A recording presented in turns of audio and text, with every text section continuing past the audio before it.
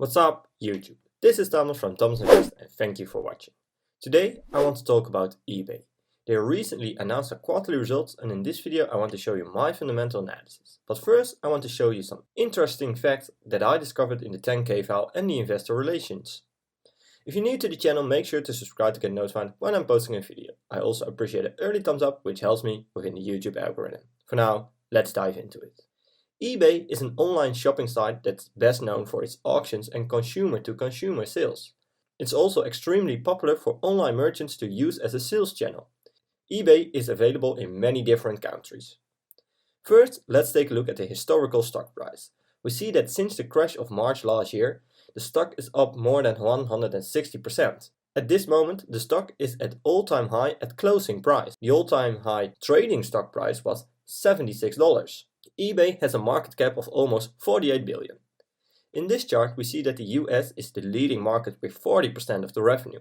We also see that 2020 did grow a lot more than the previous years. This was caused by the lockdown periods. In this chart we see the active buyers per quarter. There is growth every quarter year over year except the second quarter of 2021, which is the latest quarter. So this might be something to do some research in. Are the active buyers going down in the future and what does that mean for the revenue? If we take a look at the most recent quarterly results, second quarter of 2021, we see that eBay did beat the EPS by 3 cents and the revenue by almost 40 million. We also see that the second quarter had a negative 7% year-over-year growth, so this is again something that you might want to investigate. Since the fourth quarter of 2018, they did beat both EPS and revenue, but please notice the slow growth year-over-year per quarter. The Q3 guidance is to generate 2.42 at the low rate and 2.47 at a high rate versus a consensus of 2.74. The Q3 guidance is a year-over-year growth in a range of 7 to 9%. The growth is driven by ongoing strong executions in management payments, advertising and business initiatives. They are also planning to buy back shares in 2021 for a total of 5 billion. Which means a 3.2 billion remaining for the rest of this year. Now that we know a bit more about eBay, it's time to do a fundamental analysis, starting off with the PE ratio.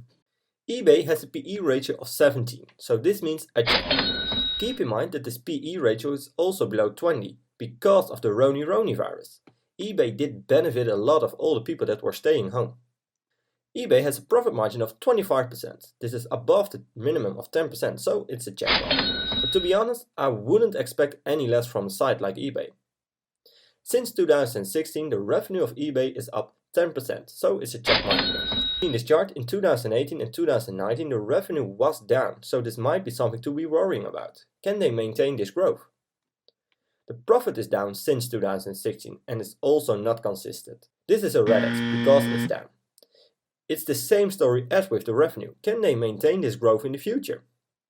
Return on assets and return on investments were always above 10%, except for 1 year, so technically it's a red X, but it feels like a checkmark to be honest. Keep in mind that in 2020 there was a big jump which is related to the Roni virus. eBay is also buying back shares in big amounts, so it's a checkmark again.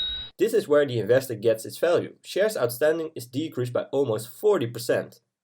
With the current ratio, you want to check if the company is capable of paying their current liabilities with the current assets. You want this number sitting at 2, where 1.5 is the absolute minimum. eBay has a current ratio of 4, which is of course a checkmark, nothing special here. Since 2016, the free cash flow is down 12%, so it's a red X. Free cash flow is used for paying down debt, buy back shares, pay dividends and do acquisitions.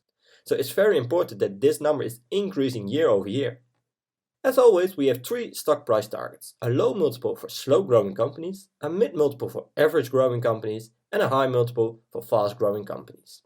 I think it's fair to say that eBay is at an average growing company, so right now they are overvalued by 10% and need to drop to around $65 a share, meaning it's a red X. I got a mixed feeling about eBay right now. They are overvalued and some important statistics aren't growing big time, like revenue, profit margin, profit and free cash flow.